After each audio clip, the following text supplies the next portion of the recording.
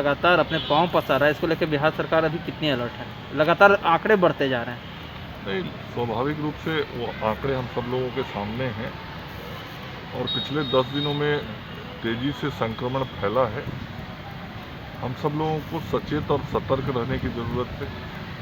सरकार के तरफ से जो आवश्यक स्वास्थ्य सेवाएं देनी हैं वो दी जा रही हैं, चाहे टेस्टिंग करने का हो या ट्रीटमेंट करने का हो या ट्रीटमेंट में जिन चीज़ों की ज़रूरत है उसकी या आवश्यकता अनुसार विभिन्न जगहों पर बेड बढ़ाने की बात हो, हम सभी तरीके से प्रयास कर रहे हैं और लोगों को अधिक से अधिक स्वास्थ्य सेवाएं उपलब्ध करा सकें, यह हमारा प्रयास है।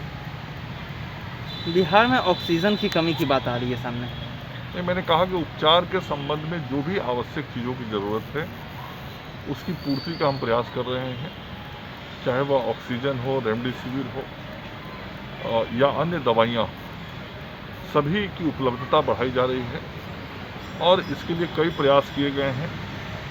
जहां ऑक्सीजन के टैंकर्स की संख्या बढ़ाई गई है, वहीं विभिन्न मेडिकल कॉलेज हॉस्पिटल्स में ऑक्सीजन जनरेशन प्लांट लगाए गए हैं।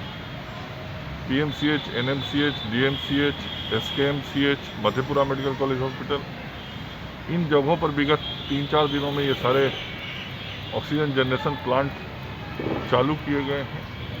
अन्य जगहों पर भी इसकी व्यवस्था की जा रही है। इसके अतिरिक्त भी ऑक्सीजन के भंडारण हेतु अतिरिक्त व्यवस्थाओं के निर्माण का प्रयास हो रहा है। भारत की सरकार के स्तर से और राज्य की सरकार के स्तर से जो अधिकारी हैं वह इन सारे चीज़ों पे लगातार निगरानी रख रहे हैं, मॉनिटरिंग कर रहे हैं और बिहार सरकार में स्वास्थ्य विभाग और उद्योग विभाग मिलकर इस ऑक्सीजन की समस्या के निदान का प्रयास कर रहा है और हम सब लोगों ने ऑक्सीजन की आपूर्ति को बहुत हद तक सामान्य किया है। सर, कितने मैट्रिक टन की डिमांड है और अभी तक कितनी सप्लाई हो पाई है? नहीं, देखिए, इसमें कोई एक निश्चित आप नहीं बता सकते, क्योंकि आप देख रहे होंगे कि रोज़ मरीजों की संख्या तेज़ी से बढ़ रही है।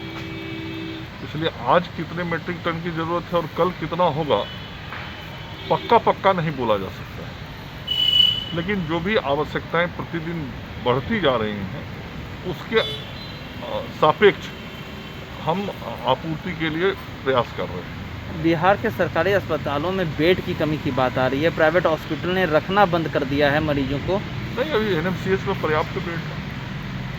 इसके अतिरिक्त राजेंद्र नगर में जो आई हॉस्पिटल है वहाँ भी 1-2 दिन में 100 बेड की सेवा शुरू कर दी जाएगी। आईजीआईएमएस के अंदर पहले से जो व्यवस्था बनी है उसके अतिरिक्त 75 से 100 बेड की सेवा वहाँ भी 1-2 दिनों में शुरू हो जाएगी। तो जहाँ बेड बढ़ाने की ज़रूरत है वो भी हम काम कर रहे हैं। तो सूबे के अस्पताल में डॉक्टर और नर्सेज भी संक्रमित काफ़ी तौर पर पाई है, तो ऐसे में कैसे पटरी पर आ पाएगा व्यवस्था?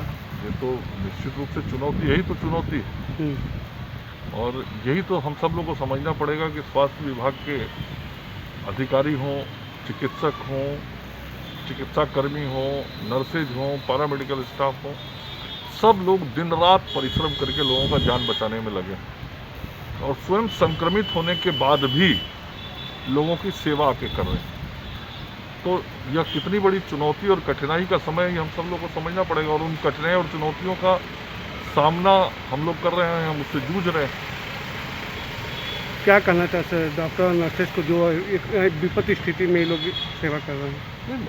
मैंने कहा कि ये हमारे हम सब लोग के लिए बहुत ही कठिन चुनौती का समय है और जो हमारे नर्सेज हैं, पैरामेडिकल स्टाफ हैं, वो दिन रात परिश्रम कर रहे हैं। उनको सैल्यूट करना हम लोगों को और राज्य की सरकार ने भी उनके प्रोत्साहन के लिए 1 माह की अतिरिक्त सैलरी का भी घोषणा किया है। हम लोग देंगे उनको ताकि उनका मनोबल बढ़े। रेमडेसिविर इंजेक्शन की बात आ रही है, उसकी आपूर्ति को सामान्य किया जाए, लेकिन यह उपलब्धता उत्पादक कंपनियों के द्वारा आपूर्ति पर निर्भर कर रही है और उत्पादक कंपनियों से हमारे ड्रग कंट्रोलर लगातार संपर्क में हैं।